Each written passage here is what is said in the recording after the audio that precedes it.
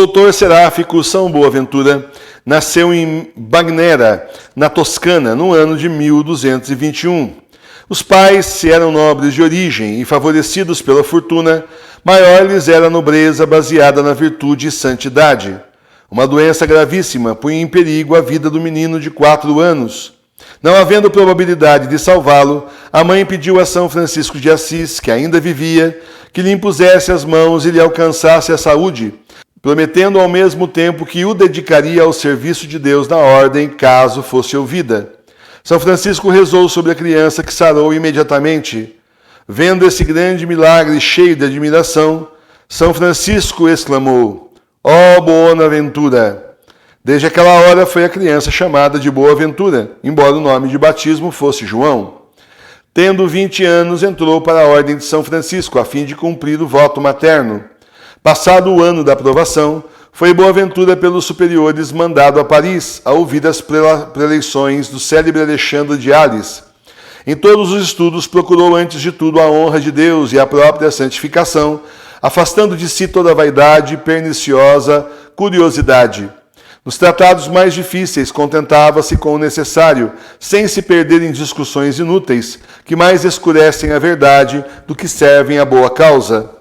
Tinha vida tão pura que Alexandre de Ales, seu mestre, não hesitou em dizer: parece que o pecado original nele não achou lugar. Era a mortificação um dos meios principais de que se servia para conservar a inocência.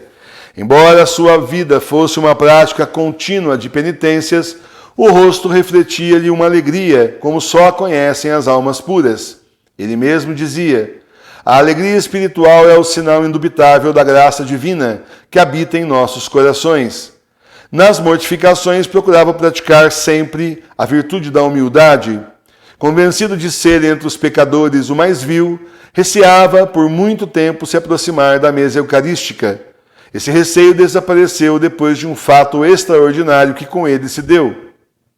Assistindo uma vez à Santa Missa, com a devoção que lhe era peculiar, Jesus Cristo deu-lhe uma parte da hóstia consagrada que o sacerdote segurava nas mãos. Do sacerdócio teve tão alto conceito que só com temor pensava no dia que lhe ia trazer a dignidade do mesmo. Vendo-o celebrar os santos mistérios, podia-se ter a impressão de estar na presença de um anjo. Tendo o dom da eloquência, o ardor com que falava era tão comunicativo que se apoderava do coração dos ouvintes. Não tendo ainda 30 anos, recebeu a nomeação de lente de teologia da Universidade de Paris. 5 anos depois, foi eleito superior-geral da ordem e, como tal, reconhecido pelo Papa Alexandre IV. 18 anos teve nas mãos os destinos da ordem e seu governo é considerado um dos mais felizes e abençoados que a ordem franciscana teve. No meio dos trabalhos do generalato, achou Boaventura tempo ainda para escrever livros sobre diversos assuntos, dando assim prova de vasta erudição e competência. Num daqueles tratados mostrou e provou a utilidade e necessidade das ordens mendicantes. Belíssimos livros compôs sobre o culto de Maria Santíssima. De sua lavra é uma biografia do fundador da ordem, São Francisco de Assis. Contemporâneo de São Tomás de Aquino, por vezes recebia a visita do mesmo, que era seu grande admirador. São Tomás reconhecia em Boaventura um grande santo e não menos eminente sábio. Em uma das visitas perguntou a São Boaventura pela sua biblioteca. Este, apontando para o crucifixo, disse-lhe: eis a biblioteca de que tiro tudo o que ensino. Como nos estudos procurasse exclusivamente a glória de Deus e só de Deus esperasse a luz do intelecto, assim lhe constituía maior prazer ganhar almas para o reino de Deus na terra. Ocasião não perdia de convidar os pecadores à conversão e penitência e animar os piedosos à perseverança no bem.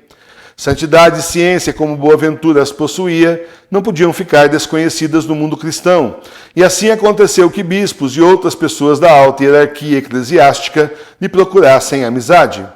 O Papa Clemente IV lhe ofereceu o bispado de York, mas tanto pediu Boaventura que o Papa desistiu da sua proposta.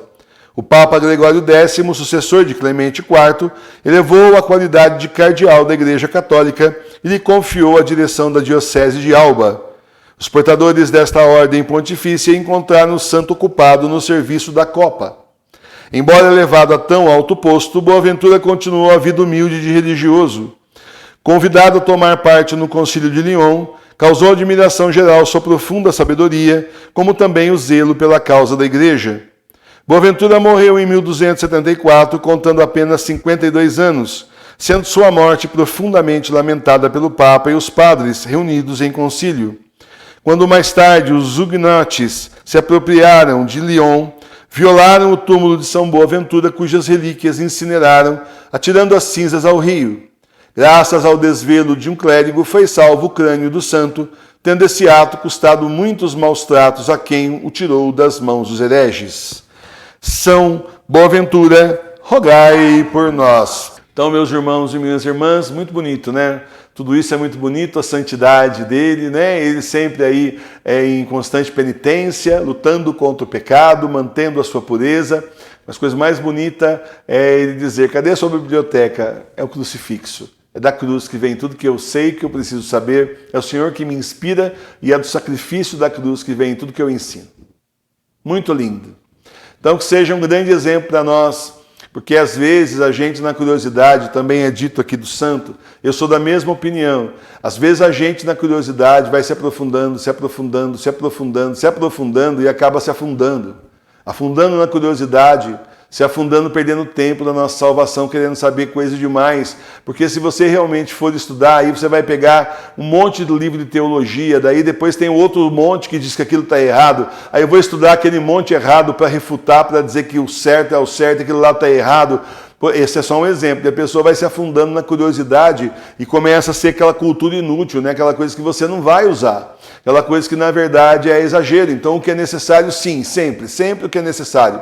Mas não ficar assim exagerando. São lições de humildade para nós e sem esquecer que toda a sabedoria vem realmente da cruz. Vem de nosso Senhor pelo Espírito Santo sobre aqueles que pedem, sobre aqueles que suplicam que o Senhor ilumine para que a pessoa possa fazer melhor a missão, não ensine nada errado. A pior coisa que tem é quando você se convence que você sabe, estou por dentro, eu sei, agora sim, já sou quase um doutor da igreja. Quando você se convence das coisas, é a pior coisa que tem. Porque a gente aprendeu tanta coisa errada, né? Então tem que questionar e tem que ir na fonte, no catecismo, para realmente aprender na fonte, beber das águas simples do catecismo da Santa Igreja, mas ao mesmo tempo tão completos e tão corretos.